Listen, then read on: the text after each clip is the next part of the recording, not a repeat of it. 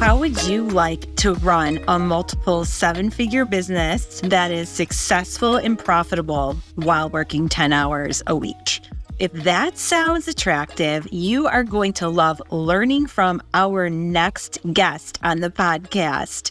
Michèle Hecken is an ex-CEO, public speaker, author, and advisor to high-performing leaders, all while working less than 10 hours a week. Through the Art of Offboarding, her proprietary methodology, Michèle shifts the paradigms of what the expected work and life of high-performing leader looks like. And as a result, she helps to create profitable, productive, powerful change that results in exceptional operations and a life leaders can dream about. She's a highly sought-after, certified global speaker, and Michèle delivers keynotes, workshops, and talks to organizations all over the world. She's been featured in media outlets including Inc. magazine, The Financial Post, and numerous podcasts. So please enjoy my interview with Michèle.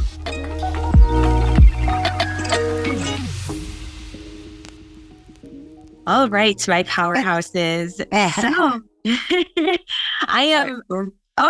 Oh, it's fine. I'm just excited to have this chat with you, Michèle. We, had a great call in advance, and your story is just really impressive and unique. And I think you have so much to share with the community as far as your journey and really how you got started to where you are now, making a massive impact and helping other entrepreneurs. So I would love for you to share, if you could, just a bit of your story and an overview, if from where you started to where you are now, would be awesome.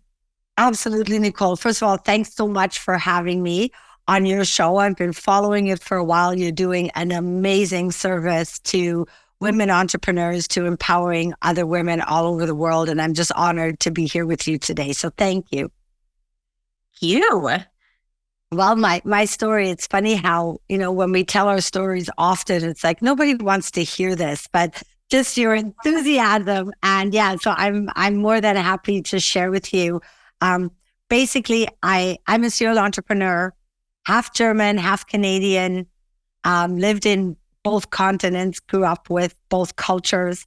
And as a matter of fact, when I was little, about 2 or 3 years old, I was interpreting for my mom, who was Canadian, in the German grocery store.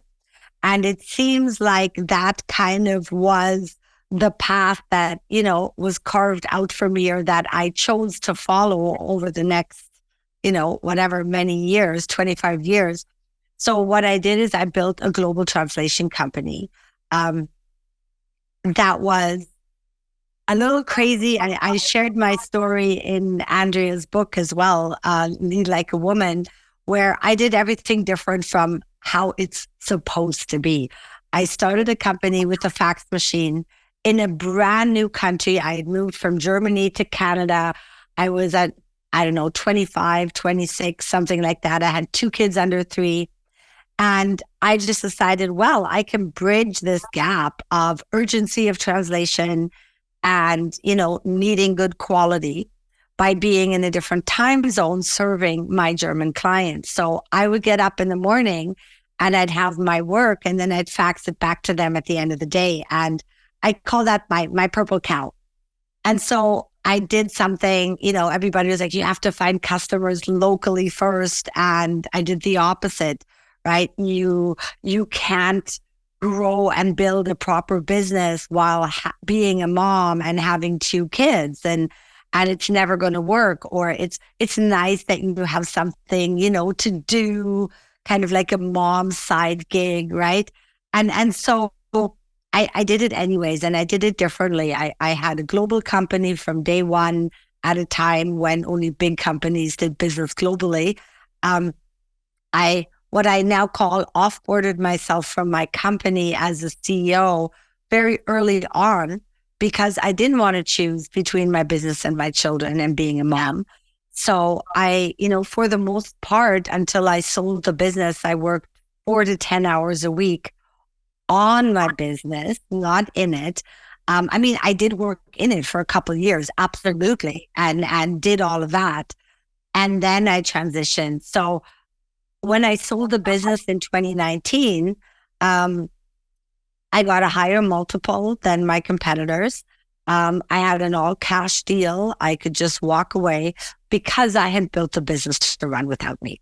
So that's my background and my passion. And what I'm doing now is I'm taking that knowledge, that experience, and breaking it down, helping other entrepreneurs how to build self-running companies so that they too can enjoy their life with their family and do what they desire. Amazing, first of all. And can we talk about how humble you were when you were saying all of that? And for everybody who's listening to, the Lead Like a Woman book is Andrea Houston's book that she had published, and it has all these phenomenal women and their stories in it. And she was a past guest on the podcast as well. So definitely make sure you get that one. We'll have the links in the show notes. But and you made it work against what everybody was telling you, which, and when we first had our chat, that really resonated with me because I also did the exact opposite of what everybody told me to do, and they all, when I had started, I said, I'm starting my own business. I was also 25. And, of course they were like, oh, you don't really have any business doing that. And which is accurate. I had no clue what I was doing, but I knew what I wanted. Right. And I could figure it out. And then I said, I'm only going to work with women. And then of course, all of the men were like, terrible idea. Don't do that. And so, I followed that conviction, and I had no children. And so, I couldn't imagine starting a business and going through all of that with two little ones, especially as young as they were when you did that. And I think that is number one, it's incredibly inspirational and aspirational to be able to have conviction what you're capable of achieving. You saw an opportunity and you capitalized on that. But then you also were keeping true to your core values in mom first. And I think, there's so many clients that I talk to or even friends where they go through this phase of, I can't do that because, right? And a lot of times that because is I have kids and they don't see it's possible for themselves, or it's an easy excuse for doing something that might be really difficult and scary, right? So, I think that is important for everyone to hear that, number one, women are doing this all the time. And of course, you're an exceptional... 30 years ago. 30 years ago. And you're an exceptional example of that. And that's just it. Like you didn't have social media, the internet, you had none of those things. And so the fax machine. Right? And that in itself is incredible. And so I would just love for you to, and there's a couple of other things too that I think would be fun to talk about, and even how you started to get the idea to work yourself out of the business and transitioning to the right butts and the right seats. But going through and starting the business, what were some of the things that you were able to leverage as you were growing in a place where growth was more challenging than it is now, while managing being a mom? Dismantle the excuses that I get. Oh, absolutely. Oh my goodness. We could make a whole show just about that. But let me first of all say, like, just mentioning Andrea as well, like, isn't it amazing what you get to do to uplift other women and, to use other women's stories to uplift and because you're right, it is hard. Not only do we hear from everybody or from a lot of people on the outside what we should or shouldn't be doing, we also have these beliefs that, are in our head. And when you think about it, our nervous system, our reptile brain, our bodies are designed to keep us safe. Yep. They're designed to keep us in status quo. And when we have an idea that is bigger, that takes change, that takes momentum, that takes defying what everybody is saying, right? We can do that. And then what often happens is a couple days later, this voice comes up, it's going to be really hard. And how am I going to do that with the kids? And then what if there's something that I regret? Like all of this stuff that comes into our head. And so I just want to share this little hack that I learned from I call T. Harv Eker, if anybody follows him. I just thought it was a beautiful analogy. I'll start with that. When we have that, and everybody has that, and everybody, even if you've practiced it a million times, it's because we're hardwired. The body says, don't change, don't leave the community, don't leave the cave because it's dangerous out there, right? So when we want to do that, on the other hand, our souls want to grow. Our hearts and minds want to grow. So there's always this inner conflict. And we all do that. And when it comes to these excuses, whether they're real or not, sometimes it's just overcoming that inner voice or that belief. And the analogy that I want to share is what worked for me. I had this amazing grandma, my Oma, and she was the sweetest person in the world. And she was always worried about me, right? She was like, oh, Michèle, be careful. Oh, no, Michèle, be careful. So I basically, the way I think of it now, when I have a new big idea, I want to do something, and I'm like, do I really want to do that? That voice in my head, I'll just envision my Oma and say, oh, thank you for wanting to keep me safe. I appreciate that you love me so much, but it's going to be okay and I'm not in any danger. So it's just that little mind hack that, like, or your mom, whatever. It's like, oh, don't do this. And you roll your eyes a little bit and you do it anyway, right? I love that. Yeah. We all do. And it's that same mechanism that we can use to override that, fear that we have. So I just wanted to share that. I find it incredibly useful. And I think it's such a cute analogy that we can just thank our system for keeping us safe, like we would thank our mom or my Oma in that case. So how did I do that? How did I defy the odds? How did I keep that momentum going? And of course, if I tell my story now, it sounds easy, right? We don't want to forget that. Yeah. It's, we're all on our different journey. And while I was in that journey, it was hard. Of course, it was hard, right? We hear all these amazing people achieving this incredible stuff. And then we're like, oh, well, I can't do that. Well, yeah, it was hard, right? It was. And I remember, I think I told you this part of the story in our pre-chat. I remember there was this one day and I had a fax machine, right? I'd been working 20 hours a day for months, right? And I woke up, I go into my office, it's 8 a.m. and I look at my office and there's like about 40 feet of rolled up thermal paper fax all over my office floor. And I should have been delighted because business was literally rolling in. Those were jobs coming to me. But my heart just sank. I'm looking at these pages and I'm like, it's another night without bedtime stories. There's another night without family dinner. There's another night, where we don't watch a show together because I know it's going to take me till 1 or 2 a.m. to finish all of this. And so I did because I didn't have a choice. Yeah. Right. Everything relied on me. There was nobody else. I had to do it. And I did. I faxed it back at 2 a.m. And for anybody listening who remembers that, you had to wait for the fax machine to tell you that it's been sent. And if you were lucky, it went through the first time. There have been many nights where I sat there for another 2 hours, but I went to check my answering machine and I had my doctor's office saying that I had missed yet another appointment and that there's a wait list for new patients. I had my very angry hairdresser call me and told me to find a new salon. And I had my friend leave me a message to say, are you still alive? Are you still okay?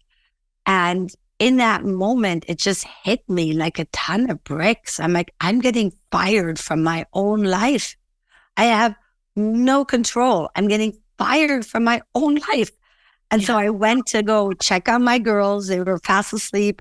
And I just lost it because in that moment, I had that realization is if I don't change something, my own kids are going to fire me from their lives because I also will not have been there. And that was just that really pivotal moment where I'm like, I need to do something differently. And I could have given up the business. Yeah. But I had put so much work and passion and I loved what I was doing and I saw the potential. So that's when I decided I'm going to do this differently. So I started training translators, really educating them how to do the translations, how I wanted them. And then I was proofreading 20 hours a day. So it was a bit from the frying pan into the fire. So, it's not like, oh yeah, I offboarded myself and then I worked 4 to 10 hours a week. No, it took about 6 months till I could get some relief, and then a good year until I could say, okay, I'm not translating and proofreading anymore. And that was true freedom. Yeah, that's huge. And I think it's important for people to hear just that, right? Because we're always hearing the success, or what seems like overnight success, or, oh my God, she like made it look so easy. And then the assumptions start to roll in, right? Like, oh, you must have had a full-time nanny and someone doing everything for you, and you had a bunch of money to start the business and did it, right? Like, oh, but that if we don't talk about those real things, letting people know that like this shit is possible, you just have to work, Right. Agreed. Yes. Yeah. And it's not pretty all the time, but it's like, being able to do that, you're creating ownership in something significant. And so it's accepting that. And you probably talk about this quite a lot with even the clients that you're working with. It's like, if you want that thing that I got, right, or I was able to work the 10 hours and have this beautiful exit, like, they have to be gritty enough to put in those 20 hours and be able to do that. Otherwise, this just might not be for you. And that's okay too, But I think, acceptance of that is huge, because really there's, so much now is glamorized, right? When it comes to being an entrepreneur. And I just think that there's so much misinformation about that. And then, I see these people and women, especially, going through this shame cycle of like, oh, I'm not good enough. I couldn't do that. And it's like, well, did you actually do it, right? Did you actually try, or was that just a comparison, right? Yeah, or an old belief, right? That exactly all your life and that you can't let go of, right? I think you're absolutely right, Nicole. I think there's actually two things at play. One is exactly what you said. How it just sounds so glamorous and easy, just done this, and I built my business, and then I was a single mom.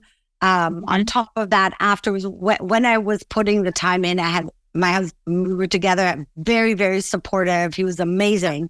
Eventually it didn't work out. So I was a single mom growing my business, right? Yeah. So it sounds glamorous. So I think on the one hand, we have the glamour stuff. And on the other hand, we have what I heard somebody say called failure porn, right? Where, so either it's got to be really easy, or it's got to be really hard and I need to lose a limb, or something dramatically terrible has to happen to me.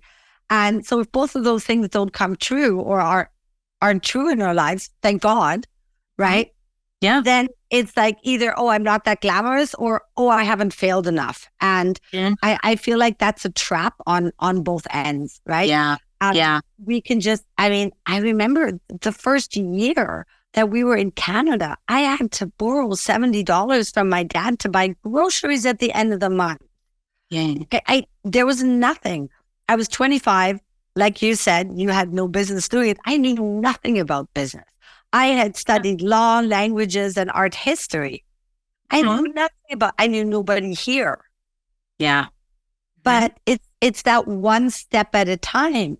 Did I have 40 feet of facts coming into my office in the first month? No. I was happy when I got a project that I got to do, right? And we forget that. And then it builds. But what happens is when that pivotal moment comes where there's growth, and if we're doing what we love and we're doing it with dedication and consistency, that moment comes. It will come. Yeah. What are you going to do with it then?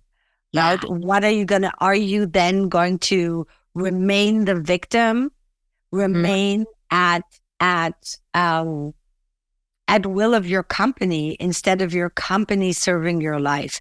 And that's where a lot of entrepreneurs don't really find that springboard to work on their business instead of in it.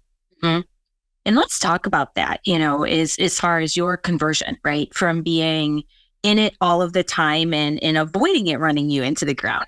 And then starting to convert your mindset. So, what were some of the things that you started to practice, albeit I'm sure they were terrifying to hire individuals and go through all that? Like, what were those steps that you took to really get yourself out of being in the business all of the time and really focusing on it? Yeah, a few things. So I'll start with, I started finding other translators. So I just talked to them, I interviewed them. And again, this was pre-internet, right? So I don't even remember how I found them. Phone book, I think it was the yellow pages in the phone book, right? It's not like you could just go search. And I found this amazing lady in Calgary, who was German and also spoke, was a translator. And at that time, I was only doing one language combination, German, English, English, German. And I talked to her and I, started working together, groomed her. It was a very personal relationship. What I did, though, is I basically systemized. So how I had trained her, I then trained the next person. And then I trained the next person, and then I was proofreading. So I say now most entrepreneurs don't want to let go of control. And I was very much like that, right? At the beginning, it's like, this has to be right. The client can't notice that I didn't write this. So I had to proofread and edit, right? And then after a while, there was less and less that I needed to do. So when you talk about what shift happened, there were several. One, I realized there's millions of translators around the world, just on that example, or millions of coaches or millions of whatever, right? How do I think that I'm the only one who can do the perfect job for my clients? It doesn't make any sense, right? And that was the first step in letting go, saying, I'm not the only one who can do this, right? And so that was step number one. Then I started giving the newly trained translators responsibility of proofreading the other new translators' translations. So it kind of built. So it, like I said, it took me 6 months and then to a year to really get everything set up.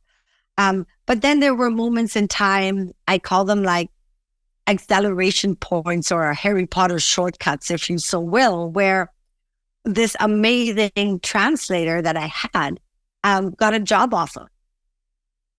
And she's like, Michèle, I really love doing this. But of course, the translations are freelance.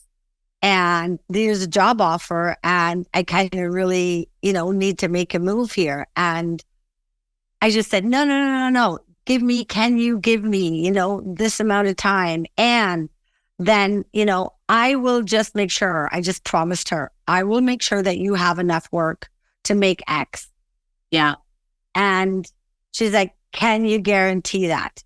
And I said, yes, I can, knowing full well that I may have to pay her for not working just to have her. Sure. But those Harry Potter shortcuts, those acceleration points, well, now I had to go get more clients.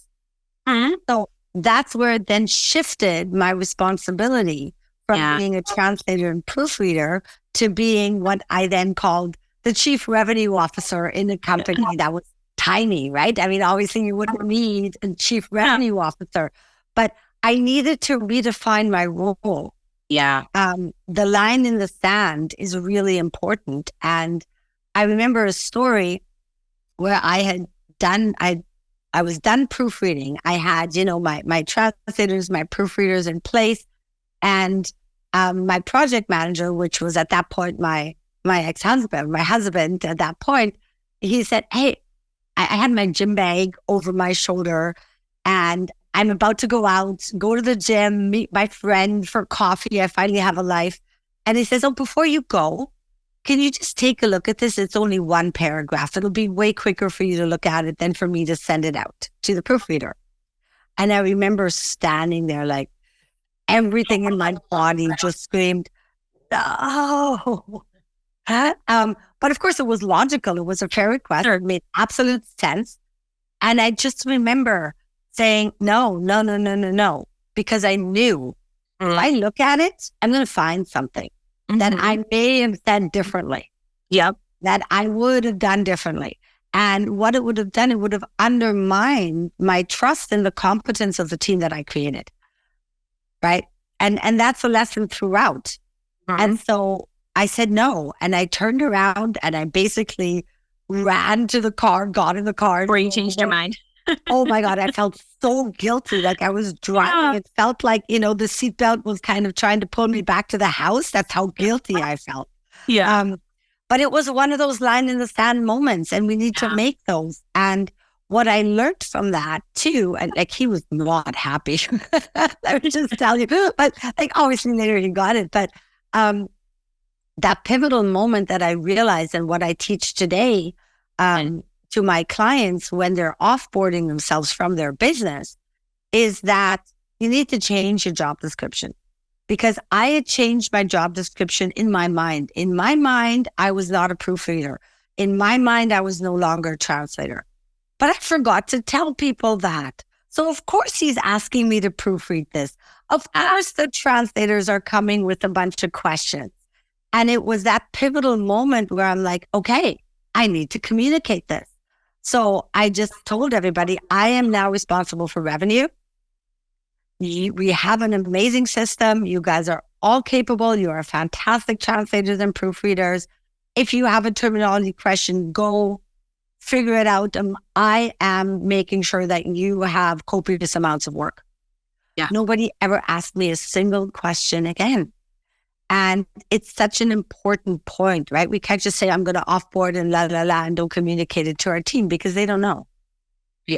Yeah, that's a huge point. And even in that moment with your husband, it's like so simple, but so profound because you're right. And in saying yes, like it would have been such a slippery slope, and it's easy to fall into that. Yeah. I mean, it's definitely something that I struggle with all the time, and I think the way that you positioned it too, in terms of not doing it because you didn't have the time, but the undermining of the person you put trust in. And I think putting them first helps with that decision-making process, right? And that's a really good point you make. I've actually never looked at it that way. I always looked at it to the point of, okay, I'm going to lose trust and then I'm going to get sucked back into the business, right? Because then I'm going to look at the next one and the next one and the next one, which is true.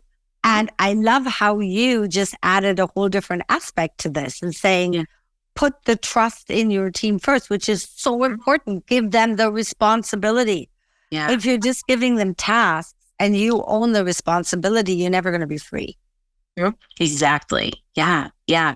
And I learned that the hard way. We all go. Still learning, but I tried to, make this shift over the years because I am absolutely a control freak. Like I know this, I like to manage everything. And I don't know if you ever experienced like what someone on your team making a mistake and then all of a sudden you want to take it all back and do it all yourself, and you can't. You have to know that they're going to fail. It's okay. Like that's part of the process, but having acceptance there and I've had this little like extreme ownership mentality since then and letting them really own that and empower them to do so. But I found it makes them feel like they do have this ownership stake, right? And in what they're doing. And that's been so helpful. And even with our culture, like I only want people on our team who feel that sense of ownership, right? And giving a shit about what they do. Absolutely. And if not, you gotta go because we're so small and what we're doing is so important, and I think that's huge. And it's a culture thing, and not every business is going to be like that, of course. But for me, it's so vital to how we be as a team. So, Agreed. And to shift gears a little bit in thinking through you as you sold the business and now you're coaching other entrepreneurs, how did you make that change? Now, when you were selling the business, did you know it's time? Like, it's time. I want to coach. I want to do the things. Like, what got you there? Okay. I'm just going to shift because I was thinking about what you said earlier, but sure. Yeah. So no, it's okay. This is great. So what got me there? So I had the business for 25 years, and I I was working 4 to 10 hours a week. Like I really wasn't working. It was strategy. It was, I'd go see clients with my sales team, right? So that they would then own the responsibility again and, be able to follow it. I just think what you said is so important of giving people agency. Yeah. And if I could just slip in a little aside, because I think it might be valuable. Yeah. I was also fortunate. Scarcity sharpens the mind, right? So yeah, my business was virtual from day one. So I had translators and project managers who worked in different time zones so that I got to sleep at night. Mm-hmm. So I had to give them agency, accountability, and responsibility. Yes. I did not have a choice, right? And that then showed me how easy it actually is. And when I sold my company, I had a bunch of people, well, then Corona happened. So I sold in 2019, January. And then a year later, I was like, oh no, work from home. What do we do? I'm like, my whole business was work from home for 25 years. How is this difficult, right?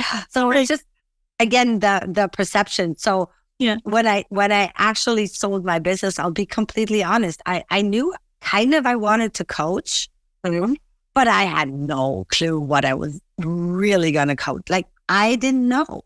Yeah. And I think that's also an important point when we're at transition in our business and when I work with clients. So my job is to get clients offboarded from their business so that they can either focus on strategy or focus on their family or start another business or whatever they want to do. Yeah.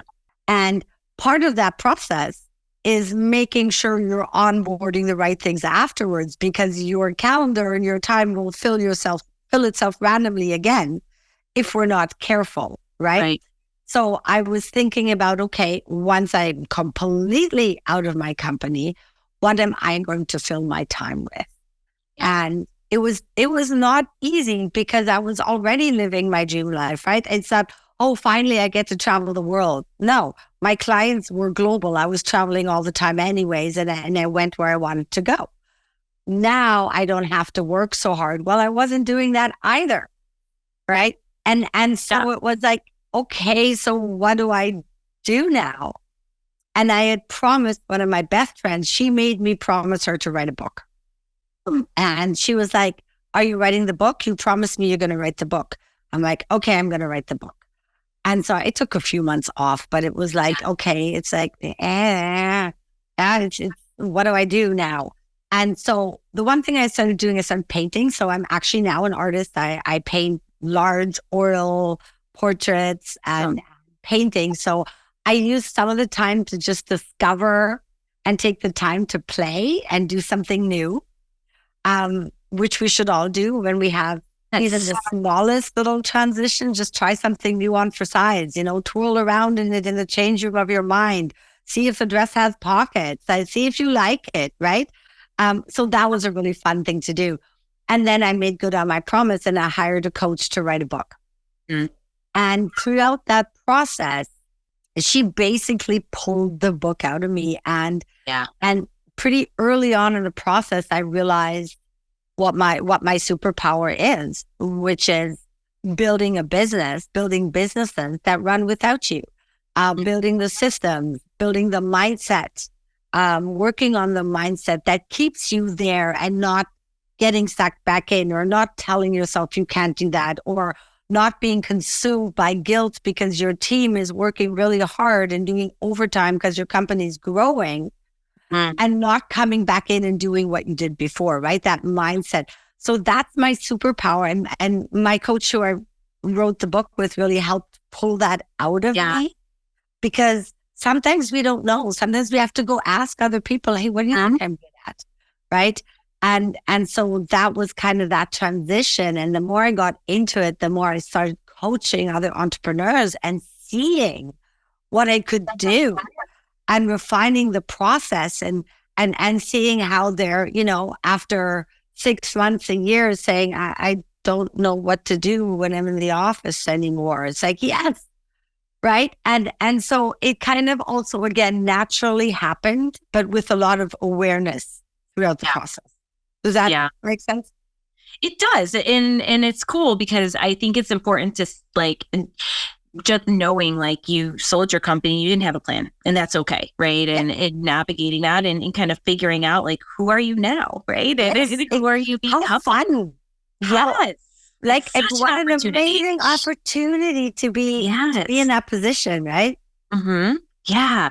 Yeah. So cool. And, and it's, and for me, even thinking about that, right. And removing myself from being in the business all the time and thinking about it. And I had this discussion the other day with, one of my girlfriends. She's in forum with me. And, I have this guilt where it's like, oh my gosh, like the team's actually working. I don't need to do these things. And now I'm, sometimes in this quandary of like, okay, I hired them to do this. It's working, but now I feel like a fish out of water. And I have to figure out how to redeploy my time. And I'm in that phase now of I need to be chief revenue officer again. And, and I've always been sort of in that role, but now I'm like, okay, time to get to the next level so I can keep them employed and continue growing. And so it's like, wow, yes, that landed. And now it's like, okay, who and how and getting through that without feeling so damn guilty, right? And that's so hard, especially for me right now, because I'm so used to always being very present and, and I'm trying to really remove that to see how they do without me too. And so it's almost like this test on both ends really. And making sure that I'm leading well, because if they're failing, it's because of me. Right. And so I think that, has been another really, really amazing lesson. So, but your story has just been so helpful, and I'm sure it's incredibly insightful and inspiring to hear, right, from all of the listeners. And so I thank you and really appreciate the gifts that you have to share. And ladies, it can be done. So stop telling yourself it can't. It totally can. Yeah. And before we end, I always ask, like, what is one thing that you would love to share and leave with the listeners? So many things, but I could let's talk for another 5 hours. I just want to really briefly comment on what you did, because that is truly remarkable. We all feel guilty. And then you were sharing the story that you overcame the guilt by redefining yourself again, by finding something else that is useful in the company, right? Yeah. And instead of feeling guilty about feeling guilty, because that is the worst. And we all do it, especially as women. We feel guilty and we know we shouldn't feel guilty about it, then we feel guilty about feeling guilty. Instead of, it's true. And but you had the awareness. You're like, okay, this, and when we have feelings, like, okay, so we feel guilty.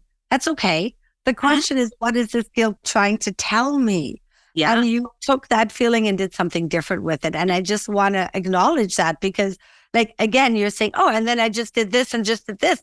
I'm sure it wasn't that. I'm sure there were many moments of in your head and thinking about it and processing through the guilt. And we can all do that. And I really just want to comment on that, because it's those little things that keep us moving forward and forward. So maybe that is the one thing that I want to leave the listeners with, is be clear on the outcome that you want. Yeah. Don't listen to the naysayers. You go your path. Mm-hmm. Yeah. And when you get stuck and you have those feelings, or I have them too, right? We're all in the same boat, no matter where we are in our path. Take the next logical step. And because, as you said earlier, we need to keep going. We keep going. And it's so easy for us to listen to our nervous system or our Oma or our mom or, everybody that tells you can't do it.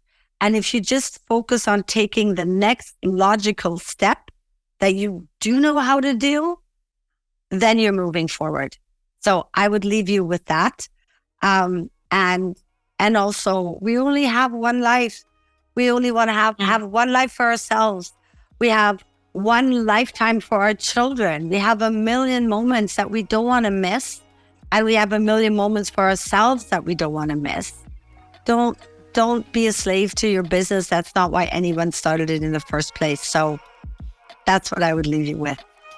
Beautiful. And what a perfect way to end. Thank you. Thank you so much, Michèle. And for our listeners and my dear powerhouses, we will have all of the show notes, links, how to connect with Michèle, the book as well that you're in, Lead Like a Woman. Yes. We'll have that all available for you guys. So until next time, continue to be courageous.